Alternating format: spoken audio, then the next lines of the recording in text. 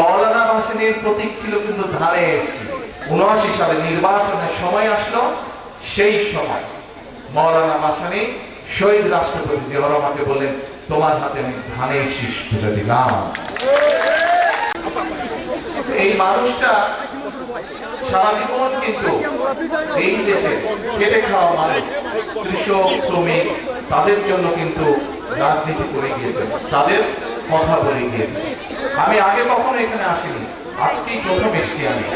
এবং আমি যখন তার মাজারটা জিয়ারত করলাম, দেখলাম যে পাশে, আপনারা তো নিশ্চয়ই গেছেন, জিয়ারত করতে গেছেন না, তার মাজারের পাশে ছোট্ট একটা কুড়ে ঘর, এবং ওখানে যারা দায়িত্বে আছেন তারা আমাকে বললেন যে এই ঘরটা তিনি থাকলেন, ছোট্ট একটা ঘরে থাকতেন।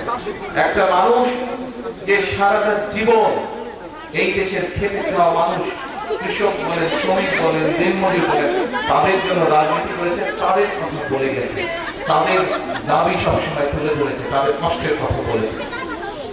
এই মওলানা ভাসানী, মরহুম মওলানা ভাসানী, তার একটি প্রতীক ছিল। বলেন তো তার প্রতীকটা কি ছিল? ধানের শীষ। এই মওলানা ভাসানীর প্রতীক ছিল কিন্তু ধানের শীষ। শহীদ রাষ্ট্রপতি জিয়াউর রহমান যখন দায়িত্বভার পেলেন, মওলানা ভাসানী দেখলেন যে মওলানা ভাসানী সারাটা জীবন দেশের জন্য যেই কষ্টটা করেছেন, কাজ করতে চেয়েছেন। নায়াসিনামাইড ও স্যালিসাইলিক সমৃদ্ধ লিলি ফেস ওয়াশ যা ফেসের ডেড স্কিন সেল দূর করে দেয় দ্বিগুণ ফাস্টার ব্রাইটেনিং। দেশের মানুষের যে কথাগুলো বলতে চেয়েছেন শহীদ রাষ্ট্রপতি জিয়াউর রহমান, ঠিক সেই কথাগুলো বলছেন এবং সেই কাজগুলো করার চেষ্টা করছেন শহীদ রাষ্ট্রপতি জিয়াউর রহমান। সেজন্যই যখন ১৯৭৯ সালে নির্বাচনের সময় আসলো, সেই সময় মওলানা ভাসানী শহীদ রাষ্ট্রপতি জিয়াউর রহমানকে বললেন, তোমার হাতে আমি ধানের শীষ তুলে দিলাম।